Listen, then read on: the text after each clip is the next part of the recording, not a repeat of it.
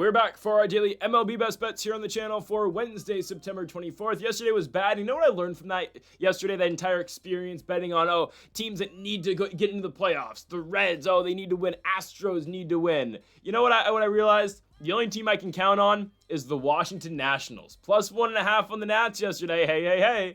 They came through everybody else. Decided not to. And Schwarber, of course, it's a home run. I'm gonna stop betting against the Phillies who are winning the World Series, okay? Before we get into the video, folks, make sure to hit that subscribe button down below for some more daily MLB Best Bets here on the channel. Yesterday, we posted our NFL predictions. All 16 games predicted yesterday here on the channel, so make sure to go check that video out. That is linked in the description down below, along with our college football week 5 predictions. About 4 hours, 7 minutes short of 4 hours of college football predictions this week. Make sure you go check out that video. That is linked in the description down below. Greedo plays MMA this week. Our UFC Perth predictions with Carlos Ulberg and Dominic Reyes in the main event. Also, our PFL France predictions, or Nantes France. That is linked in the description down below. Again, PFL Mania predictions will be out later today on Greedo Plays MMA as well. Okay, on to the first of our 5 best bets for today. If it ain't broke, don't fix it. Well, I'm not going to say that this has been a 100% bet for us, but I've been continuing to go down the path of Nationals plus 1.5. Guys, I think the Braves winning streak might actually come to an end today. I think it might. If not, the Nationals will play it close, okay? I'm hoping the win streak ends, but I think the Nats, I think they can play this game tough. I think they can. Nats are 30 games under 500, but not going to look at that one. Yesterday, a very competitive game at Truist Park. Nats lose 3-2, and do we not cover if it's not for a James Wood home run late in the game? No, but hey, shout out to James Wood. Wood's coming through.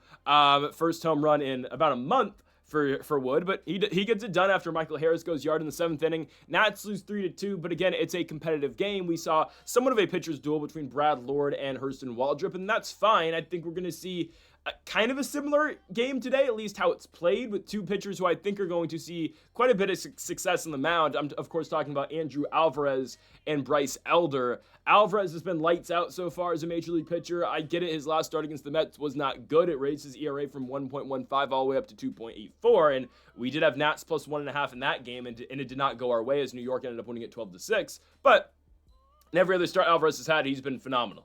Starting against the Marlins to kick off his MLB career, 5 innings, 1 hit, 0 runs on Labor Day. Against the Cubs at Wrigley Field, 4 2/3, 3 hits, 2 runs. You're going to take that out of a guy making his second career start. And then against the Pittsburgh Pirates, 6 innings of shutout baseball, only giving up 3 hits in the process. Alvarez takes on a Braves lineup that is hitting fairly well right now, but a lineup that he should be able to manage. Again, I know the Braves have won 10 games in a row. They are a hot team right now. They have not lost since before the last time they played the Washington Nationals. Going back to that Astros series they played back on September 13th was their last loss. But guess who was the starting pitcher the last time the Braves lost? Bryce Elder. Now, does the way Elder's pitching right now reflect his earned run average? Hell no. Elder is pitching fairly well right now. ERA in the month of September is 2.92. ERA in the season for Bryce Elder is 5.36. So how did we get here? Well, the month of September for Elder has been really good. 24 2/3 innings, 2.92 ERA. Pitched against the Chicago Cubs early in the month, 7 innings, 4 hits, 1 run. Then against the Cubs again, 6 1/3, 5 hits, 1 run. Pitched against the Astros, got blown up, and then a really good start in his last outing against the Detroit Tigers. But you know what? Anybody can pitch well against the Detroit Tigers, because that's just kind of how they are. I don't know. But Elder, and we'll talk about the Tigers in a little bit, but Elder's, like, the entire year that Elder's had has not been good up until September. Month of June, 8.25 ERA. Month of July, 7.91 ERA. I think the Nats, I'm not telling you they're going to, give us an offensive onslaught tonight, but I do think they're going to be able to do at least something offensively. Guys, Dalen Lyle's back in the lineup. CJ Abrams is back in the lineup. I think James Wood's going to play today, and I'll get into that in just a few moments here. Josh Bell should be hitting against the righty and Elder. I think this is a decent matchup for us. Dylan Cruz obviously in the lineup as well. It seems like a game where the Nats will actually play their guys going into an off day tomorrow for the final series of the season, coming up against the White Sox, where, by the way, Josiah Gray will not be pitching, but it is what it is. Now, real quickly, James Wood yesterday does hit a home run, so I'm glad to see Wood is still doing something, but it's looking more and more likely that James Wood will not break the single season strikeout record Thank goodness. I was getting concerned he was going to break it, and let's be honest, if the Nationals if they didn't give him days off, there's a chance Wood would have broken the record, but it's looking like Wood should be fine. I would expect the Nats to rest Wood in one of these last 4 games, probably one game against Chicago at home, but in order for Wood to break the record, he would need to strike out 9 times in 4 games. Now, is that possible? Sure, but I have a theory the Nats don't want Wood to break the record, so they're going to eliminate one of these games, meaning he'd have to strike out 9 times in 3 games. I know Wood, is struggling. He hit the home run yesterday, which is great. It's awesome. First home run in about a month. He now ties Nasim Nunez on post-All-Star break home runs, which I love Nasim, but come on, James, that's bad. Anyways, it should be hard for Wood to strike out that many times. I think even if they played him every single game, there's a good chance Wood strikes out 2 times in 2 games, but in all 4, probably not. Now, it's a shame James Wood is going to have the 2nd highest strikeout season ever for a hitter in Major League Baseball history, because that's what he's put together this year. And it really puts a wet blanket on the season that he had. And really, it was a phenomenal first half of the year. Second half of the season, just utter disappointment. James Wood with 3 second half home runs. He will probably fail to reach 100 RBI as he's only at 90 right now. At the All-Star break, it looked like he was easily going to get to that mark. It's just inconsistency in play. James Wood was one of the hottest hitters on the planet in the first month of the season, then proceeded to bat 190 in the month of July, 240 in the month of August, and 220 so far in the month of September. It's unfortunate, to say the least, because the way he got out the gates this season, we were talking and legitimately having conversations, and I was all for it, saying that he was the face of baseball. I don't know if I can entirely say that right now, and it's weird because somehow, some way, Dalen Lyle has kind of overtaken James Wood right now as the star hitter. Now, is Wood still the face of the franchise? Undoubtedly. He's still going to finish the season well over, actually not well over, but with a probably 820-ish OPS. Average is going to be in the mid-250s, 28 home runs, 95-ish RBI probably. That's still a very good year. It is disappointing considering what he did early in the season and how it closed. In all fairness to Wood, though, the team doesn't win. And it's hard to get up and it's hard to get motivated every single day for a team that is 30 games under 500 like the Nationals are. So that's the thing about James Wood. I think he'll do something today, I hope. So I'm going to go Nats plus 1.5 in Atlanta against the Braves, minus 125, same bet as yesterday. Next up, we go to the first of 4 money lines. I'm not playing around with the player props today. I'm sure as hell not playing around with the nerfies. We've seen more success with yes runs scored in the first inning rather than no runs scored in the first inning. But we will go now to a money line here, a 1 o'clock start time between the San Diego Padres and the Milwaukee Brewers. Yes, I'm taking the Padres to win again against Milwaukee. It's getaway day as San Diego is looking to sweep the Brewers. The Padres will be staying at home for the final series of the year against the Arizona Diamondbacks, who are still alive, snakes alive, after walking off Tanner Scott yesterday. I'm taking the Padres to actually sweep the Brewers. There's reasons to this, not just because, do I think San Diego's better than Milwaukee? No, not entirely. I think if they played in a 5-game, 7-game series, the Brewers probably win. But given the circumstances, I do believe the Padres are going to get this. The Padres have something to play for. The Brewers have absolutely nothing to play for. The Brewers are essentially locked into the number 1 seed. I think, have they clinched it now with the Phils loss yesterday? No. I think, again, unless the Phillies win out and the Brewers lose out, the Brewers are going to be the number 1 seed. Okay, I don't expect them to lose out. The Padres are actively trying to win because of how bad the Chicago Cubs are. I'm not going to talk about the Cubs today, okay? I'm leaving the Cubs-Mets alone. I'm leaving Reds-Pirates alone. Well, I'm sure as hell leaving Reds-Pirates alone with the Skeens-Hunter Green matchup. I wanted to go Reds today just because I don't think Skeens is pitching more than 5 innings. But then I was like, if the Pirates can score that much yesterday and I get it was Brady Singer, who knows what they're going to do against Hunter Green. The Reds just love choking, so I don't know, okay? I'm not going to touch that game. I'm gonna go with this one, though, because there is actual legitimate reason for the Padres to win right now. You are a game and a half behind Chicago. You are right there to potentially, instead of having to go to Wrigley Field for the wild card round, you might get that series in San Diego. Something that you weren't even thinking about a week ago, but after the Cubs have lost 5 in a row, after getting swept in Cincinnati and blowing that huge lead yesterday against the New York Metropolitans, all of a sudden with the Padres winning 4 games in a row, they are right back into it. They'd still need some help, don't get me wrong, but the Cubs are playing a team that needs to win as well right now in the Mets. And again, I'm not going to talk about any of that. No Mets, no Reds, no Diamondbacks. I don't want to think about it right now. okay? I'm pissed off. The Mets somehow won yesterday, and I'm pissed off. The Reds suck at baseball, okay? It was just, it signified the entire year for us with the Cincinnati Reds. It just, oh my goodness. You pack Great American Ballpark, 25,000 people show up, and you still can't win. Anyways, I'm taking the Padres today, okay? The Padres are playing like the season actually matters now, which is something that they hadn't done all year long. They look like crap. They've looked like crap since July. And all of a sudden now in this last month, they've been playing pretty good baseball. I don't know what it is. I mean, Machado doesn't play yesterday. He gets the night off after they clinched a postseason berth. Luis Ariz all of a sudden can hit again. Went yard yesterday. Okay, Bogarts is back. He will definitely play. Ryan O'Hearn's in the ball well. It's a lineup that has sucked all year long. I get that, and they've one of the last place teams in slug percentage this season. They're, I think, third to last in home runs hit this year as well. But all of a sudden, the Padres are playing pretty well, and the Brewers are ice cold. They are ice cold. One hit yesterday against Randy Vasquez. Here comes Dylan Cease to pitch for San Diego. Now, I don't know who gets the ball in Game 1 for the Padres in the wild card round. I assume it's going to be Pivetta. It might be Michael King. But Cease is going to be in line to get a start, obviously, in the wild card round. Will it be Game 1, Game 2, or Game 3 if necessary? I don't know. The Padres, what I'm getting to here, though, they need Cease to be good in the playoffs. And Cease has been getting better, I will say, in the month of September. 3.43 ERA. He's been going a good 6 innings, giving up on average 1 or 2 runs. I know the last start he had against the White Sox, he struggled in his return to the south side. He gave up 4 runs. But for the most part, Cease has actually been pitching fairly well for the San Diego Padres. Again, I'm concerned about how the Brewers are hitting. They look like they're checked out. On Monday night, they looked decent. That game in extra innings, it was competitive. They were winning for most of the game, and obviously San Diego came back and won.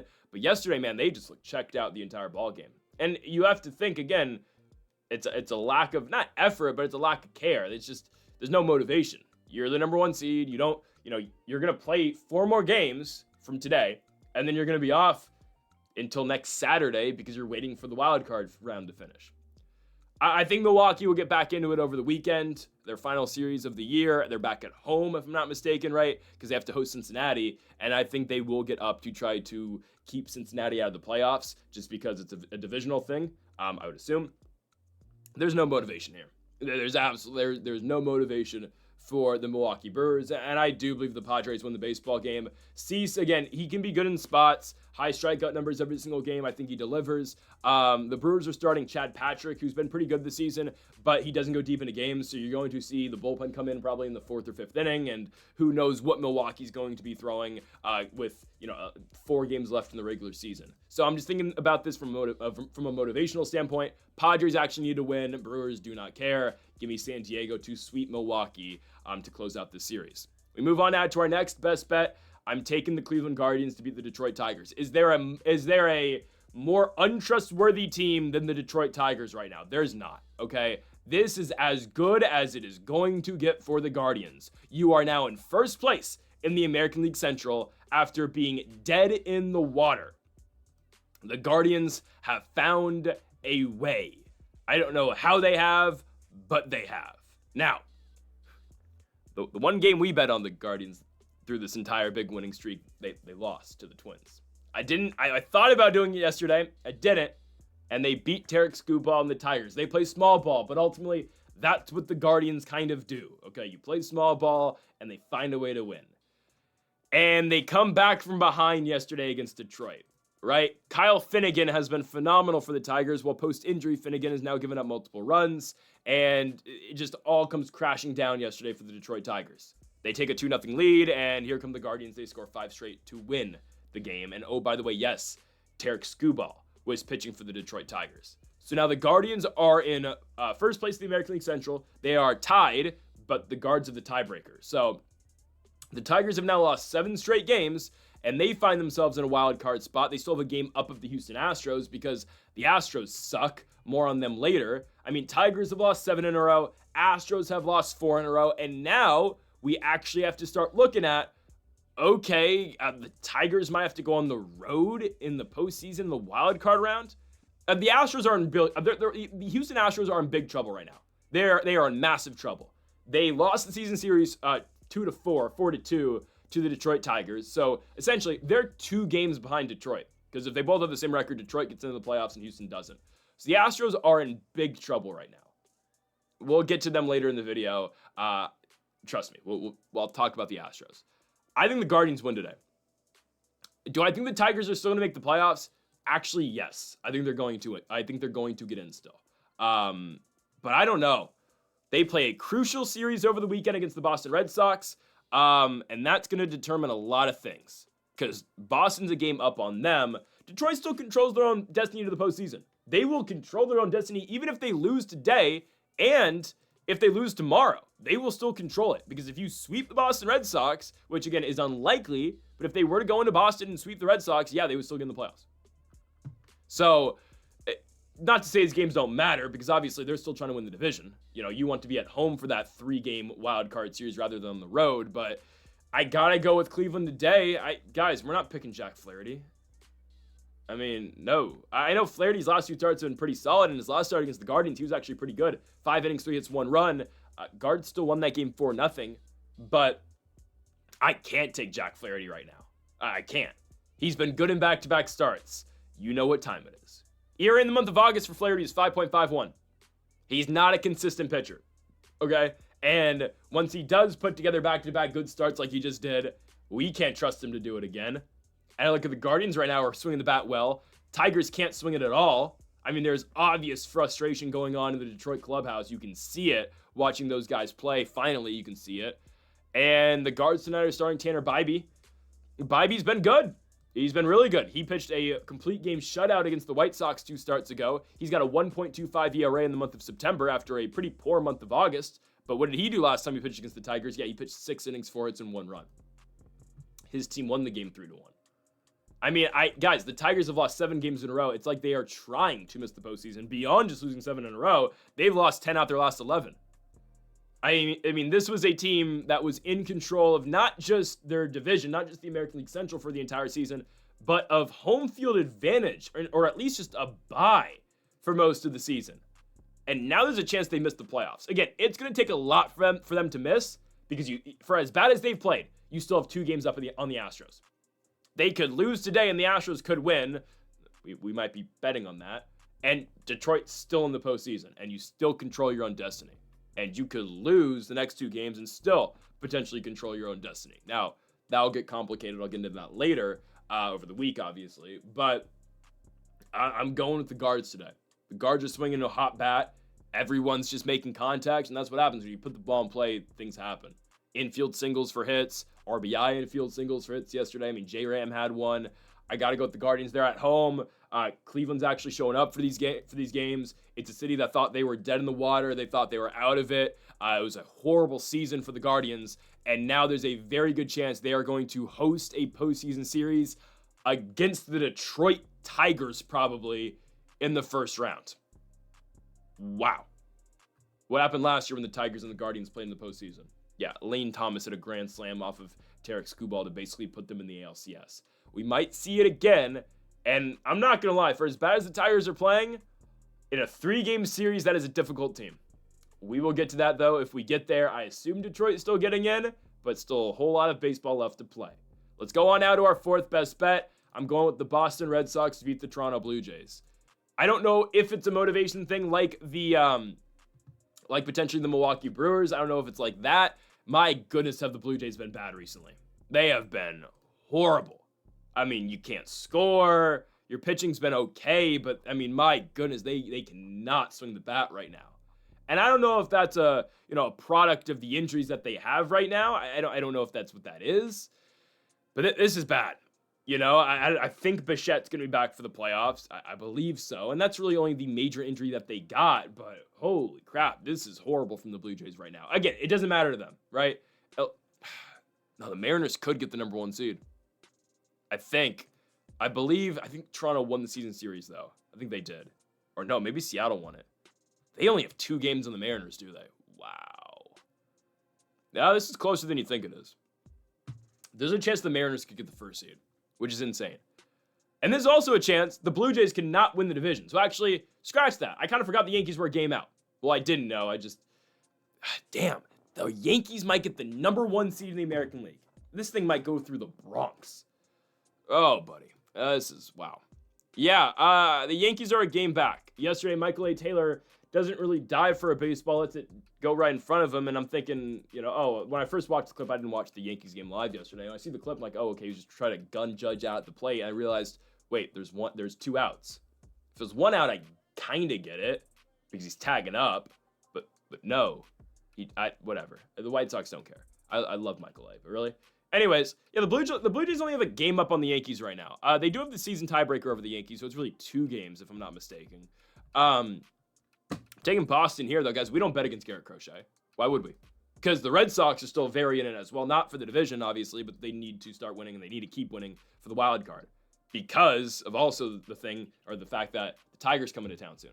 And for Boston, you want to win as many games right now, and obviously they would probably rather be in the 4-5 wild card game than the 3-6 series. But if you can win the next 2 in Toronto, worst case, you would have to get swept by the Tigers, and also the Astros would need to win 3 straight games to close the season as well. So if Boston can just get it together here, then they're basically going into that home series against Detroit pretty much sweat-free, where if you just win 1 game, you hold on to your 5th spot. And even if you get swept, the Astros would need to go into Los Angeles and sweep the Angels. So, yeah, the Red Sox are going to be in a good spot if they can just keep winning in Toronto, right? They're going to win today. We don't bet against Garrett Crochet. The way the Blue Jays are swinging right now, they are ice cold. They're horrible. I got to go with Garrett Crochet on the mound. This is the 2nd best pitcher in the American League. Has he had 2 rough starts? Oh, yeah, kind of. Giving up 3 runs in 6 innings in back-to-back starts. His team still won those games. The Red Sox have now won 6 consecutive games with Garrett Crochet on the mound, dating back to August 23rd against the New York Yankees. And I love Max Scherzer, one of my favorite players of all time, my favorite pitcher of all time. I have no confidence in Max Scherzer right now, man. Now, would I give up a lot to let Max Scherzer pitch next season in DC? Not just for 1 game, the entire season, 100%. All right? I don't care how bad Max Scherzer has been this season. I don't care. Scherzer's got a 5 ERA. I want Max in DC next year. 100%. I do. But 11.7 ERA in September? Yikes. I mean, the last start Scherzer had, 2/3 innings, 7 hits, 7 runs. That's horrible. The Red Sox, I don't love Boston. It's a team that kind of pisses me off sometimes. They should be able to go right through Scherzer today, though. And at the same time, you don't need that many runs of support for Garrett Crochet because he's going to shut you down. Also, you have one of the best bullpens in the league, especially, with Chapman as your closer. Aroldis pitched yesterday, but didn't pitch on Sunday. So, obviously day off in between. So Chapman can pitch today. If we get in a close game, Chapman should be coming on for the save. I love this spot for the Boston Red Sox, and I got to take them to win -140 on the road. The Blue Jays are just playing that horribly. And again, I'm sorry, but I got to pick against Max. I just have to. Give me the Red Sox. Final best bet of the video. Here we go again. Okay. So this is more than just me saying, oh, they lost yesterday. They need to win one now. No. This is more than this. Your entire season's on the line tonight for the Houston Astros. Entire year is on the line right now. It's a fact, okay? Your entire season comes down to this 1 game. If you lose, okay, and Detroit could lose today, and you still only be a game out. We went over it earlier, though. Detroit is the tiebreaker. So if Houston loses today, and even if Detroit loses too, you have 4 games to make up 2. It can happen, but is it unlikely? 100% it is. It just is. You need to win this game to stay in it. Because say Detroit does win. I don't think they're going to. Say Detroit does win. Okay, you need to keep pace. Even if they lose, well, then you're tied. You're still not in yet, but at least now you're tied with 4 games to go. You cannot afford to lose a series in Sacramento at this point in the year. You got swept at home against the Mariners. Season on the line, you got swept. Division on the line. Now, season's on the line. Wild card's on the line. And you're in Sacramento. Last night, you get embarrassed 5-1. You can't score. Jeffrey Springs shuts you down. It's an embarrassment. It's a joke. It's set up perfectly for them tonight. It is set up absolutely perfectly. Hunter Brown is pitching. He is their best pitcher. He's going to finish 3rd place in the American League Cy Young voting this season. 2.3 ERA. He's been great all year long. When you need a start out of your best guy, you need him to deliver. That's exactly what they're asking out of Hunter Brown today. Luis Severino is pitching for the Athletics. He is horrible in Sacramento. On the road, Severino still pitches fairly well. in Sacramento at Sutter Health, he is god awful. His splits compared to on the road and at home, they're not 6.51 ERA at home, 3 ERA on the road. It is night and day. It's insane. He just doesn't pitch well. He's pitched the same amount of innings, basically. Actually, less innings at home than on the road. He's given up 61 runs at home this season compared to 32 on the road. And he's pitched the same amount of innings, actually less at home. So he's given up double the amount of runs. He hates pitching here. I don't expect Severino to survive the offseason, if I'm being honest. I think they're going to try to move that contract just because the guy just can't pitch there. And he's still shown he's a very good starting pitcher away from Sacramento. So, something about that building. I don't care. Hunter Brown has to adapt to the environment. I don't care. I think he's pitched once in Sacramento before. No, he hasn't. Both times he pitched against the A's, it was at home. But in 2 starts against the A's, Hunter Brown pitched 11 combined innings and 2 runs. Make it happen tonight. Astros lineup, is it an embarrassment? Is it a joke? Yeah, it is. And they are lost without Yordan Alvarez. Find a way. I mean, Severino's going to give up runs, right? Altuve needs to stop beating the ball right into the ground and into double plays. Correa, we'll see. Christian Walker gets 2 hits yesterday. It's a Christmas miracle. Christmas and September miracle. We need him to do something again today. And yeah, the A's, I mean, they're tricky, right? Everyone can kind of hit when you don't expect it. Oh, everyone on the Athletics, you get a hit. Nick Kurtz gets a hit. Shea Langeliers gets it. Soderstrom gets 2. Jacob Wilson gets 2. Lawrence Butler, Hernandez gets 1. Brett Harris gets 1. Oh, awesome. Tyler Ferguson goes 6 up, 6 down because the Astros suck.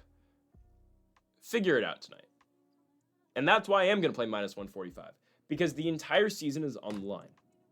You've been given a shot because of how badly the Detroit Tigers have been. The Astros do not control close to anything of their destiny. They do not control anything here. Because, like I stated, well, yeah, they don't control anything. I mean, Detroit goes into Boston, they could win out in Boston and take the Red Sox playoff spot.